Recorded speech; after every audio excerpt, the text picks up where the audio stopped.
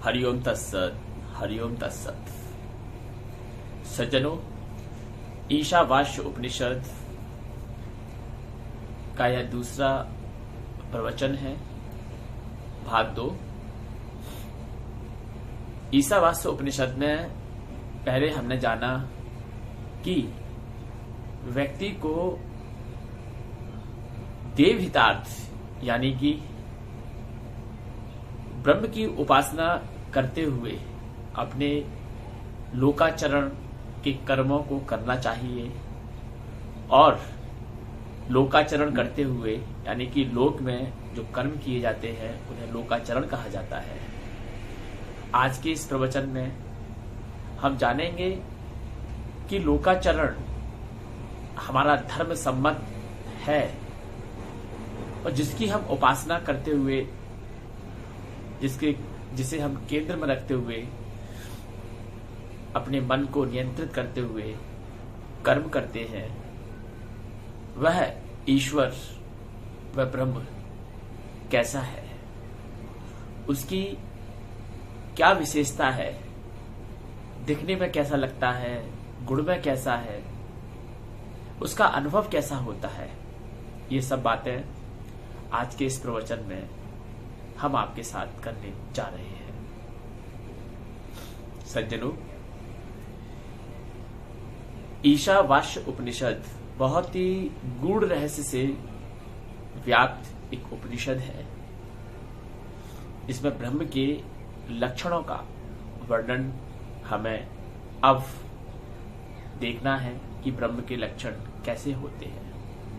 वह ब्रह्म जिसे हम ईश्वरों का भी ईश्वर कह के संबोधित करते हैं, जो निर्गुण है, निराकार है, जिसका कोई आकार नहीं, जिसका कोई गुण नहीं, जो देखने में नहीं आता, जो सुनने में नहीं आता, जो अनुभव में नहीं आता, ऐसा है वह परम ईश्वर ब्रह्म। ब्रह्म ही इस सृष्टि का कारक है, ब्रह्म ही हमारा आत्म तत्व है, ब्रह्म ही उपादान है, ब्रह्म ही निमित्त कारण है।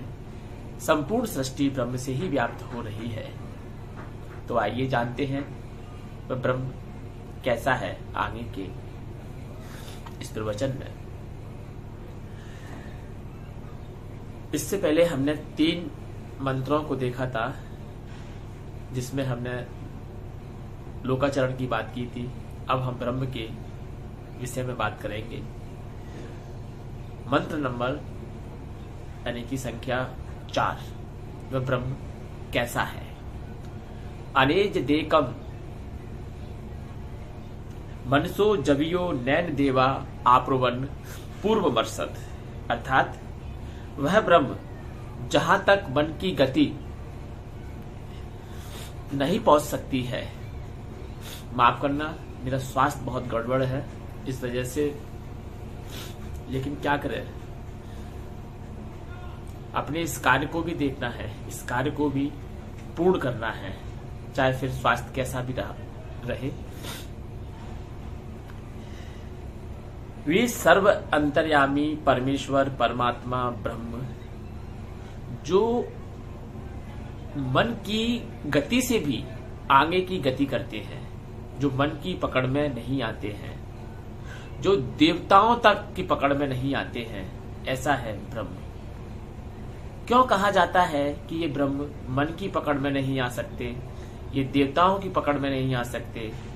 कारण निर्गुण निराकार, जिस भौतिक जगत में हम इस ब्रह्म को खोज रहे हैं, ये हमारी सबसे बड़ी भूल है।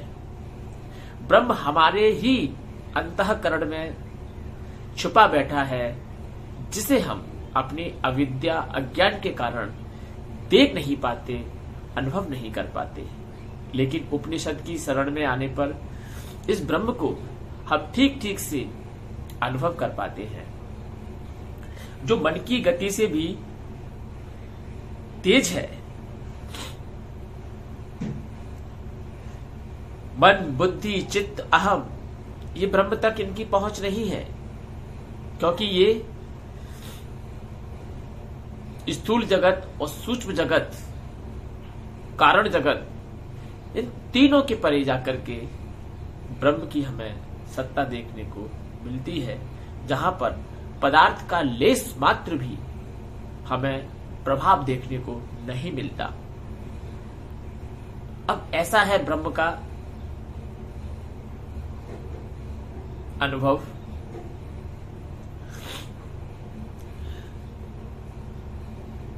ये अचिंत्य भी है। इसका चिंतन किसके द्वारा किया जाता है? मन के द्वारा, बुद्धि के द्वारा, चित्त के द्वारा। जब पहले ही मना कर दिया कि मन, बुद्धि, चित्त, अहं ये ब्रह्म तक नहीं पहुंच सकते हैं, तो फिर वह ब्रह्म ना तो द्रष्टव्य रह जाता है, ना ही चिंतन में आ जाने वाला रह जाता है, ना ही ग्राह्य रह जाता है। कौन ग्रहण करेगा? जब मन, बुद्धि, चित्त और सभी इंद्रियां ब्रह्म तक नहीं पहुंच पा रही हैं, तो फिर ब्रह्म को कौन ग्रहण करेगा? ब्रह्म को ग्रहण हमारी आत्म चेतना करेगी, आत्म तत्व करेगा। जब हम अपनी आत्मा को ठीक से जानने लगते हैं, तो समझना कि आप ब्रह्म के समीप पहुंचने ही वाले हैं। आपकी यात्रा अपूर्ण होने ही वाली है। थोड़ा धैर्य रखिए। धैर्य रखने से बड़े बड़े कार्य, बड़े दुर्गम कार्य भी आसान हो जाते हैं। तो मित्रों, अनेज देकम मनसो जवीय नैन देवा आप्रवन पूर्व बरसत।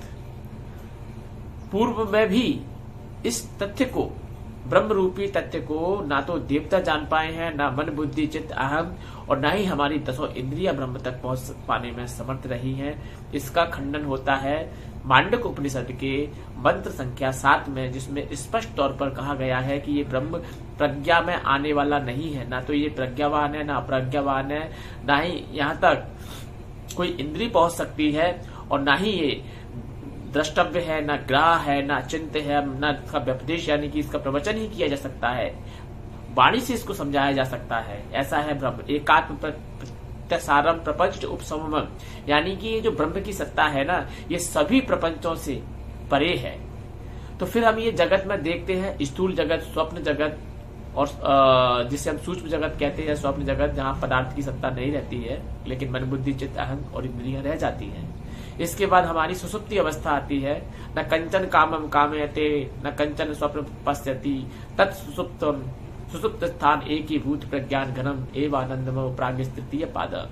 मांडक उपनिषद का 5वां मंत्र, जो कि सुसुप्ति का वर्णन करता है।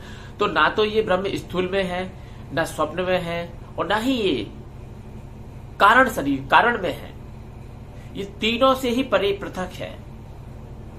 इसलिए ये देखने में, सुनने में, प्रवचन में, दृष्टांत में, ग्रहण में नहीं आता है।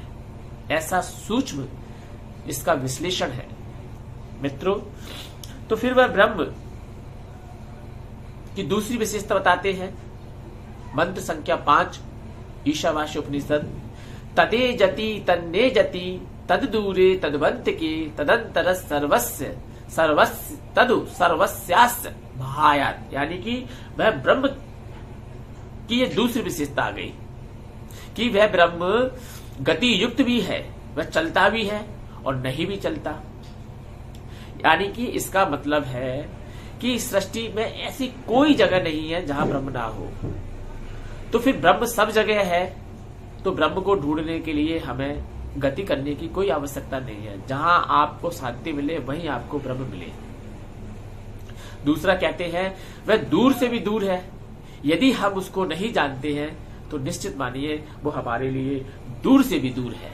तदे जति तन्ने जति तद दूरे तदवंत की। अगर यदि हम उसे जान पाते हैं, समझ पाते हैं, महसूस कर पाते हैं, आत्मचिंतन में उसका अनुभव कर पाते हैं, तो फिर वो हमारे लिए तदे जति तन्ने जति तदूरे तदवंत के सबसे अधिक नजदीक है। तदंतर सर्वस्व, वह हमारे अंतःकरण में भी है और वह संपूर्ण सृष्टि में बाहर फैला हुआ भी है। तो फिर ये ब्रह्म की जो 5वें नंबर की व्याख्या है मंत्र की, ईशावास्य उपनिषद की, ये बताती है कि ब्रह्म सर्वत्र है, विभु है। विभु यानी कि व्यापक है। सृष्टि में ऐसा कोई कण नहीं है जो ब्रह्म से रहित हो।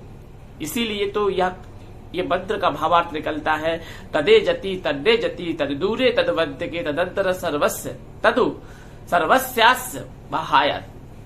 मित्रों, ऐसी है ब्रह्म की महिमा। ब्रह्म तत्व को जानने के लिए हमें सबसे पहले अपने आत्म तत्व का बोध करना होगा।